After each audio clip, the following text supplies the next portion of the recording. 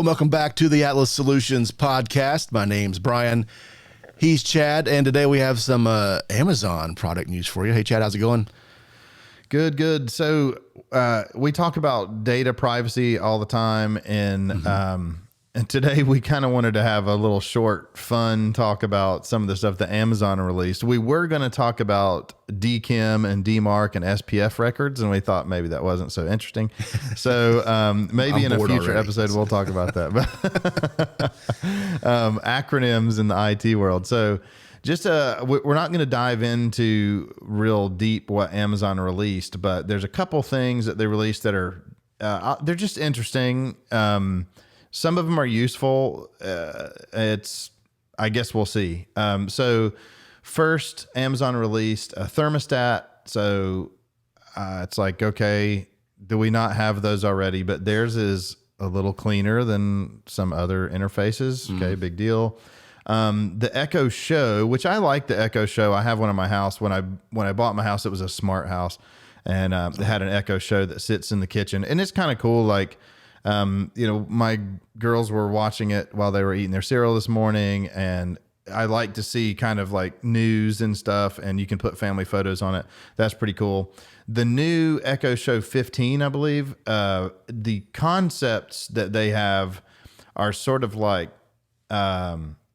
restaurant, like outside of a restaurant, you would have it like, oh, here's the grilled salmon with herbs, and you can book a reservation, and here's the recipe or whatever. It's kind of cool. It's clearly like a little picture. It's got a camera on it, and then there's a little tiny wire running out of the bottom. So I can't see myself putting that in my house anywhere. The one that I have just sits on a desk. It's easily moved. You can move it, from the kitchen to the living room, wherever, if you needed to. This looks more like a commitment, like you're hanging it on the wall for something. So interesting use case for that. There's another device called the Amazon Glow. Again, I don't really know what it does other than it will, it's like you can talk to your teacher and it lights up the book that you're reading if you're a kid. The two interesting ones though, there's also like a watch, a smart watch that they've released. Basically looks like a Fitbit, but really the two that I wanted to talk about, to me, these are the ones like you see some of the other stuff and you think, who cares? Like another fitness watch, another thermostat. The two that are awesome, Astro the Robot is pretty interesting. It's $1,000 rolling robot that's basically like somebody describes it as an Echo Show that rolls around your house. So I think, Brian, you were right earlier when you said it's kind of probably a reference to the Jetsons dog, because it's got like little eyes and it just rolls around. That's yet to be seen. And then the other one is a Ring product, actually, that integrates obviously with all the Amazon stuff, and it's called the Ring Always Home Cam. Now, this is my favorite one. There's a chance that I may buy it in the future, and we'll do a review on it.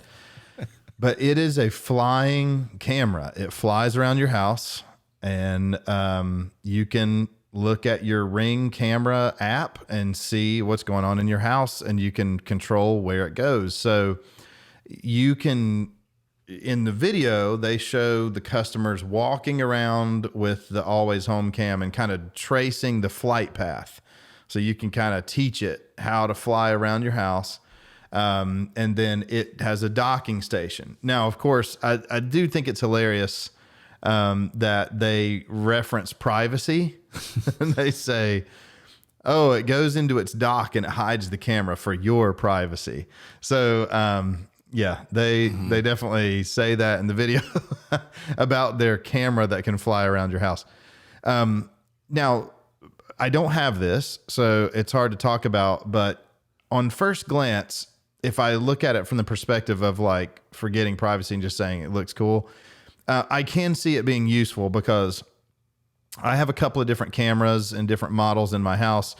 The pan, tilt, zoom cameras, which are more, we've talked about the Wise pan, tilt cams. They're great. You can get them at Lowe's. They're inexpensive. A lot of cameras for your home don't move. They're kind of, you stick it in a corner and that's about it. And you've got a wide angle. It's usually not great. But the pan tilt zoom is nice because you can move, you can go up, down, left, right. You can zoom in, zoom out without losing a ton of quality. But then you have to place it somewhere where it can move, and you've got a cable dangling down. And if you want to get real committed, you can mount them in the corner of your rooms. And it's just kind of a commitment to screw a camera into the corner of your house. And then you have to have one in every room, and maybe you don't get the right angle that you're looking for. So this is pretty cool. It's basically like a little drone, and it flies around with the camera hanging off of it. And you can go and look. Like, I don't have a camera in my kitchen, but with this, I could dock it here in the office and then fly through my office and go in the kitchen, look around. So for that, it's pretty cool. You could basically get one of these, or maybe one for upstairs, one for downstairs. My question is, can it go upstairs? I don't know if it can or not, but it'd be cool if it could fly around your whole house and go upstairs, downstairs. I don't know. Maybe it can. I don't think we know enough yet. But looking at it from a privacy perspective, my first thought is, sometimes I want to check on my own house and not have something flying around that's very obvious that I'm looking at my own house. So if I want to check on the dog without alerting the dog, or maybe, I want to check on the kids while the babysitter's watching them and make sure everything's going okay, I don't necessarily need the camera to come flying out. This is going to freak out the dog. I'm going to tell you right now. Yes, it will. It very much will. Well, like this summer on the Wise cams that we've used, we were checking on the dog. Had a dog sitter come by a few times. Well, I pulled up the camera and I thought it'd be a smart idea to just talk to the dog. So I was like, "Hey, buddy, what you doing?" And he just started howling and losing it, which was it wasn't good. And it made me feel bad. And we had to get a neighbor to come over and console the poor guy, because we decided not to take him on vacation to spare our friends. But but this always home cam would definitely be disruptive. It would definitely, come out of the dock and go flying around. So there are some definitely cool use cases and some definitely not, So when I first was looking at it in the ad, they have it integrates, it's a Ring product. So it technically integrates with your doorbell cam and your security system and all the stuff that Ring offers as well. So, you could, I suppose, set it up to say, if somebody breaks in the back door, fly the camera in there and film them as they break into your house. That's kind of what they show on the ad, is a guy like trying to break in the back door, and then he sees the camera flying in front of him. And one of the other engineers, Grayson, was like, a normal person would just swat it out of the sky and crush it. Yeah. But, the guy's like, "Oh, you busted me and I'm going to leave now." Yeah. So, definitely an interesting product. The price point, $249.99. What's the flight time? Does it tell you how long it'll stay in the air? So let's see. I've got it pulled up here.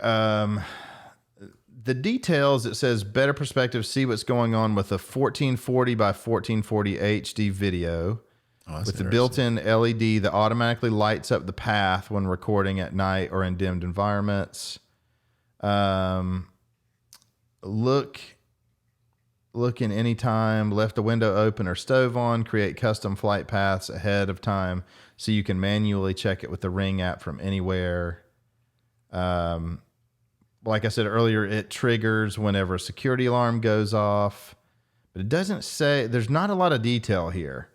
It says, for your privacy, Always Home Cam never records when the device is docked and only records during trained flight paths. Mm-hmm.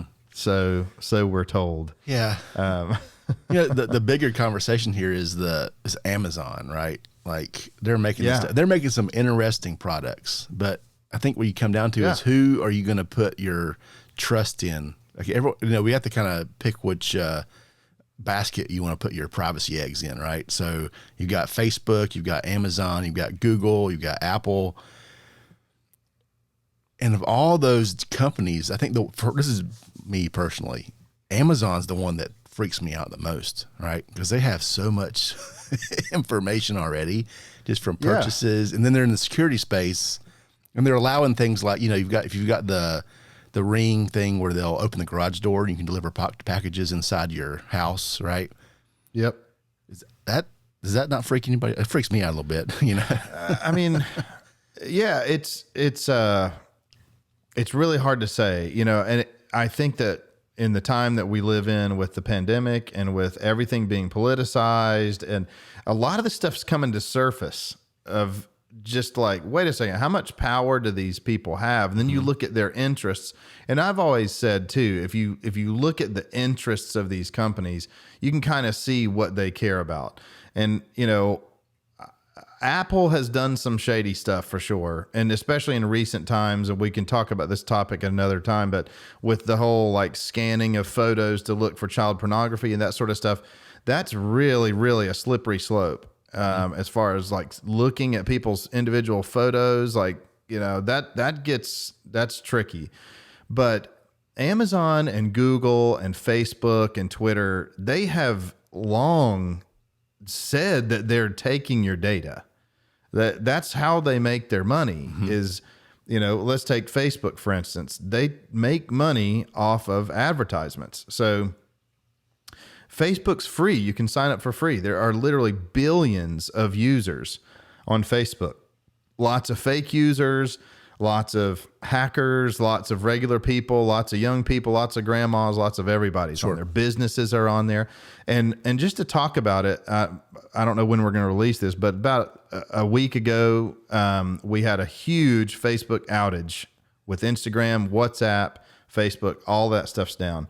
So the whole world feels it when one of these guys goes down, because everybody uses it. If you think about the business impact of somebody who lives and dies from Facebook advertisements and clicks on that sort of thing, for Facebook to be down for 5 or 6 hours is a huge impact, not only to Facebook, but to other small businesses and everything. So it definitely makes you wonder, like, you know, they're collecting data, they're buying these products, like that are already out there, like thermostats and smartwatches and stuff. And it's a data grab. Like, I can tell you, it costs probably nothing for Amazon to develop a smartwatch for your data, but it's not necessarily, in my opinion, that they actually want you to have a really great smartwatch. They want the data. Yep. They want your information, because the more information that they have, the more targeted they can get with an ad. And some people, I know that it's a hot topic because it can go both ways. Like, once you start getting ads for things that you're interested in, great. Maybe you wanted that coupon for the restaurant you love, or you were going to buy that thing, and great, you get a percentage off or whatever. Maybe it's news or content that you want to see, and that's helpful to you. But there's also the flip side of it of, you know, what are they not telling us? And I wanted to kind of bring this up too. This is a feature on the iPhone, totally sort of a different topic. But this went so under the radar with data privacy that I was honestly shocked when I saw this. So I upgraded to iOS 15, and my phone was acting up a little bit, so I turned it off. And Brian, I don't even know if you've seen this yet or not, but I got this message, and it says, your iPhone remains findable after power off. Oh. And you can turn it off, supposedly, but it says, Find My helps you locate this phone when it's lost or stolen, even after it's powered off. The location of visible in Find My on your other devices to people in your family sharing a location with. You can temporarily turn Find My network, and it will resume this iPhone once it's powered on again. And then it has the little location, the phone findable after power off. Okay, so is that doing a like last known location, or is it gonna, if you take it, you turn it off and drive down the street to a neighbor's house or something, is it gonna show that up on? Is that gonna show up on Find My? Like, I don't think it is clear as to what it. I mean, it tells you the message here, but I think the perceived idea is that it'll be at the last known location and it'll kind of pick it up after when it powers on. That's how AirTags work. It's last place that another phone saw it is how that works. Right. But the fact that like it's, okay, power off, is that, and we just don't know. It kind of has the notion of like, oh, you're powering the phone off. Do you want me to drop a pin here and say, this is where I saw it before I shut off, or is it able to send out a beacon every little bit, even when it's off? Yeah. And there's just no way to tell. It's got a battery in it. So that's entirely possible that it's sending out like a Bluetooth LE or something like that. Yeah. Yeah, not to scare people because, we just don't know. And being an engineer, understanding how technology works, like if it has battery, there's no telling like what it's doing. So you can get real far down that hole of privacy and everything. It's just, I think it's up to us to kind of say, hey, here are the facts. And, I have these things in my home as well. I test them because I like them. I like technology. I know a lot of folks that love the home stuff. They love HomeKit. They love to be able to see. And I can tell you too, I love being able to control my lights and my garage door from my phone. It has been very, very convenient to, open the garage door for the dog sitter or to, see who's ringing the doorbell or to make sure I received a package. That stuff is great. It's very, very convenient, very good. But usually with that, there comes some nefarious stuff that maybe we'll look back and say, oh, that probably wasn't a great idea. Well, it's all a trade-off. So it's privacy for convenience, right? It doesn't matter which company you're dealing with. You're giving up something, if it's money or not, or freedom or information for some of these in some of these cases for something in return. So that's right. Yeah. I mean, it goes back to the old saying, nothing is free. So when you sign up for Twitter, or you sign up for an Amazon account, you're giving something. You're totally giving them something because people wonder also, not to get too far down this trail, but like, why don't we have another Facebook, an alternative? Or somebody will just, I even heard on the news today, well, maybe somebody will make another Twitter or whatever. Well, it's not that easy. These people have some of the most talented developers in the world working for them. So developers aren't cheap, and people don't just have billions of dollars sitting around to invest in an attempt to try to compete with people like Facebook. And if you look at the outage yesterday or whenever it was when we released this, that shows you how far reaching these companies are. So it was Facebook, Instagram, WhatsApp. What else was down yesterday? There was a lot of stuff down. It was Facebook's entire infrastructure was down. They couldn't send emails internally. Like Outlook wasn't working inside of Facebook. Like a lot of their internal messaging tools broke because of this. At this point, we think it's a DNS issue. Well, and that goes to show you downdetector.com, which is a tool we use all the time. If Down Detector triggers something, what that means, Down Detector takes input from customers that says, hey, I'm having a problem. I can't get to this website or what have you. This was the biggest Down Detector influx ever. So I think there were, I forget how many millions and millions of reports on Down Detector about this stuff being down, and it was down for quite a while. So it's pretty far reaching what they get into. And these companies are smart. I mean, Facebook bought Instagram because they saw that it was going to be a hit. They saw, hey, this is popular. People want to look at images and flip through them, and they'll keep them on the platform longer. And the longer you stay on that platform, the more advertisements we can put in front of you.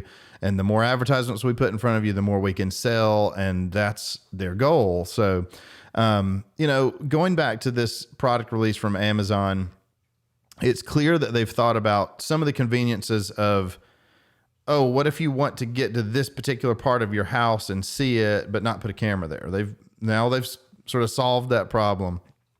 But now it's like, okay, well, what is next? Like when this little robot is following me around the house, what does it want? Well, it's going to go, hey, you're almost out of toilet paper. Let me add that to your cart. Or the cereal box looks empty if it's flying around. Let's add that to let's get you a restock on Amazon ready to go. Yeah. Yeah.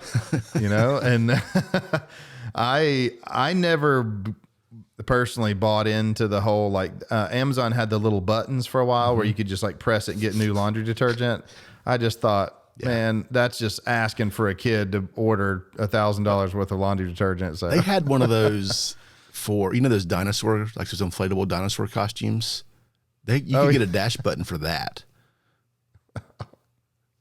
Yeah, how many of those are you going to be buying? Okay, mine wore out. Let me order another one. Push a button, right? Okay. Anyway. Yeah. Well, time will tell. So, again, we're just kind of out here talking about technology. It's up to you guys to determine what is right for you and your family and your individual privacy. But, we just want to talk about it. If you guys have questions about it for your own self or for your business, because some of these things have business application as well.